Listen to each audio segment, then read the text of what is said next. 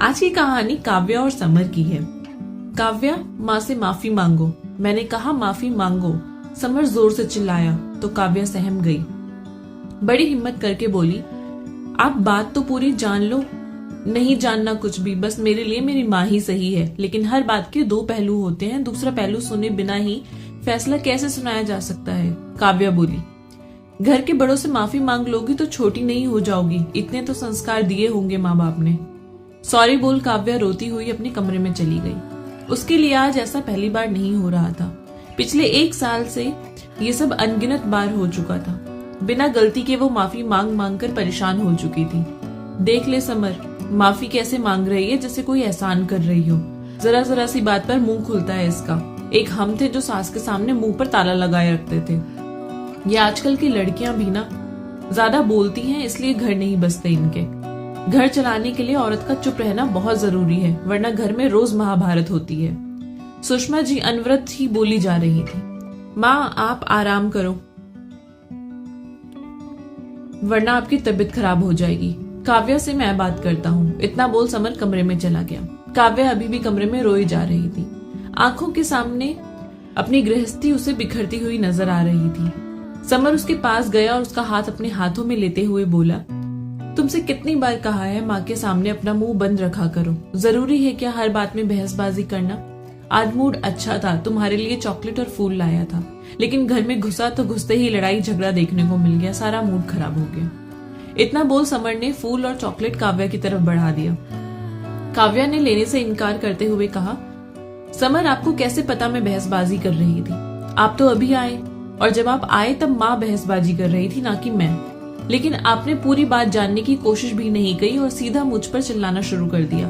वो हर दिन ऐसे ही करती हैं। हर बात में कमी निकालना, बात बात पर झगड़ा करना, ये उनकी आदतों में शामिल है। हर बार मैं कसूरवार कैसे हो जाती हूँ। आप कभी पूरी बात जानने की कोशिश क्यों नहीं करते, या फिर अपनी माँ से कुछ क्यों नहीं कहते। ऐसा कब तक चलेगा। देखो काव्या, पिताजी के बाद माँ ने अकेले ही मुझे और दीदी को पाला पोसा है। माँ की आधी जिंदगी तो दादी ने लड़ाई झगड़ों में बर्बाद कर दी। जब वो दुनिया से गई उसके बाद माँ को थोड़ी राहत ली ही थी कि पिताजी अचानक चले गए। पिताजी की पेंशन में जैसे तैसे गुजारा करके हमें बड़ा किया। अब बताओ उनके खिलाफ कैसे जाऊं। तुम समझती क्यों नहीं। एक शब्द नहीं निकलता मुंह से। नहीं समझती मैं, क्योंकि समझने की जरूरत आपकी माँ को है। आपने कहा मुंह बंद करके काम करो, लेकिन अगर सामने वाला ही आपसे भिड़ना चाहे तो ताली एक हाथ से नहीं बजती समर। तो फिर ये तो रिश्ते हैं, एक तरफ से कैसे निभाए जा सकते हैं। माना माँ ने तुम्हारे लिए बहुत कुछ किया, लेकिन मैं सब कुछ छोड़कर आपके लिए यहाँ आई हूँ। माँ को अच्छा फील करवाने के लिए बीवी को जब चाहे नीचा दिखा देना कहाँ तक ठीक है। काव्या ने कहा, बंद कमरे में आपके मुंह से फूल झड़ते हैं, लेकिन माँ के सामने एक शब्द नहीं निकलता मुंह से। माँ को बुरा नहीं लगना चाहिए, बीवी को कितना भी बुरा लगे। अपमान की घूंट अब और नहीं पी सकती मैं। बंद कमरे में कभी फूल लाते हो, कभी चॉकलेट, कभी तोहफे। नहीं चाहिए ये सब। काव्या ने कहा, मुझे बस सम्मान चाहिए जो मुझे इस घर की बहू होने के नाते मिलना चाहिए। बस वही चाहिए, और वो तब मिलेगा जब आप मेरे लिए बोलोगे। बस मेरे लिए भी बोलना सीखो, वरना मैं हमेशा बिना कसूर के माफी मांगती रह जाऊंगी। इतना बोल काव्या मुंह फेर बेड पर लेट गई। इधर समर असमंजस में था, क्या करे। माँ को कुछ कह नहीं सकता और हर बार काव्या को समझा समझा कर भी थक गया था। माँ को दुखी करना नहीं चाहता था और बार बार बीवी को बिना दोष के खरी खोटी सुना सुना कर भी परेशान हो चुका था। माँ को खुश करने के चक्कर में बीवी को 1-2 बार नहीं कई बार रुला चुका था। हर दूसरे दिन बीवी और माँ के बीच झगड़ा होता और उसमें समर पिसता जा रहा था। परेशान होकर समर कमरे से बाहर निकला तो सुषमा जी बोली, बेटा मेरी बीपी की दवाई खत्म हो गई है, मेरे लिए दवाई ला दे। तेरी बीवी ने मेरा बीपी बढ़ा दिया। माँ एक बात पूछना चाहता हूँ। मैं जानता हूँ कि आपको बुरी लगेगी। नहीं बेटा बोल, मैं तेरी किसी बात का बुरा नहीं मानती। जो कहना है साफ साफ कह। माँ क्या दादी बिना वजह आपको परेशान करती थी। हाँ बेटा, पता नहीं क्या चलता था बुढ़िया के दिमाग में, हमेशा कुछ न कुछ बोलती रहती थी। कितना भी कर लो उसके लिए कभी खुश होती ही नहीं थी। मेरी आधी जिंदगी तो उसी ने खराब की थी। मेरी शादीशुदा जिंदगी में सबसे ज्यादा दुख तेरी दादी की वजह से था। ऊपर से तेरे पिताजी हमेशा तेरी दादी की तरफ से बोलते थे। मेरा पक्ष कभी उन्होंने जानना ही नहीं चाहा। बड़ा दुख होता था देखकर। तेरे पिताजी के लिए अपना घर बाहर छोड़कर आई थी, लेकिन उन्हें तो मेरी परवाह ही नहीं थी। अच्छा बेटा बनने के चक्कर में अच्छा पति बनना भूल गए। माँ की नजरों में इस जोरू का गुलाम नहीं बनना चाहते थे ना? फिर तो मैं बिल्कुल अपने पिताजी की परछाई हूँ माँ, समर ने कहा। मेरी केवल शक्ल ही नहीं, मेरा स्वभाव भी उनसे मिलता है। हम दोनों ने हमेशा अपनी माँ के बारे में सोचा।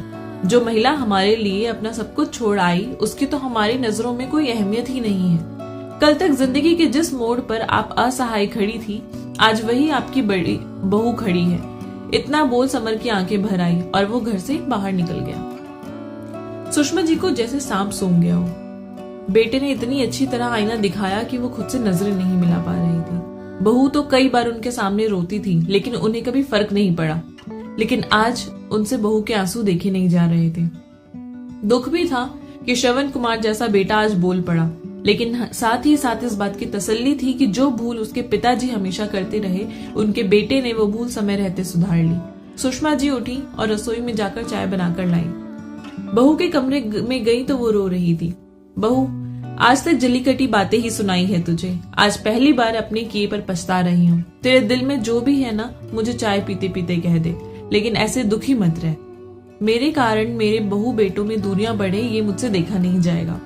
आज पुरानी बातें भूलकर एक नई शुरुआत करते हैं। काव्या को एक बार के लिए तो अपने कानों पर विश्वास ही नहीं हुआ। तभी कमरे में समर आया। सुषमा जी बोली, बेटा हम दोनों ने बहू का दिल दुखाया है, चल अब हम दोनों ही उसे मना लेते हैं। समर भी माँ को देखता रह गया। अरे तो क्या गलती सिर्फ बच्चों से होती है? कभी कभी घर के बड़ों से भी हो जाती है। ऐसे में अगर आगे आकर माफी मांगने में हर्ज ही क्या है? और तुम दोनों तो ऐसे देख रहे हो जैसे मैंने कोई गुनाह कर दिया हो। माफी मांगने की जरूरत नहीं है माँ, बस मैं चाहती हूँ कि हम सब मिलजुल कर रहें। छोटी छोटी बातों की वजह से दिल और रिश्तों में दूरियां ना आए, काव्या बोली। ऐसा ही होगा बेटा, अब इस घर में सिर्फ खुशियां का वास होगा। गलत फहमियों के बादल अब छट गए हैं, अब सब कुछ अच्छा ही होगा। इतना बोल सुषमा जी ने बहू को बेटों को गले से लगा लिया। समर ने मुस्कुराकर काव्या की तरफ देखा तो वो मुस्कुरा दी। काव्या जानती थी कि सासू माँ ये बदलाव सिर्फ पतिदेव की वजह से आया है। वो मन ही मन पतिदेव का शुक्रिया कर रही थी। इस दिन के बाद सास बहू में कभी खिटपिट नहीं हुई। सुषमा जी को बहू की कोई बात अच्छी नहीं लगती तो वो उसे प्यार से समझाती और बहू भी सास की छोटी छोटी बातों को दिल से लगाना छोड़ दिया था।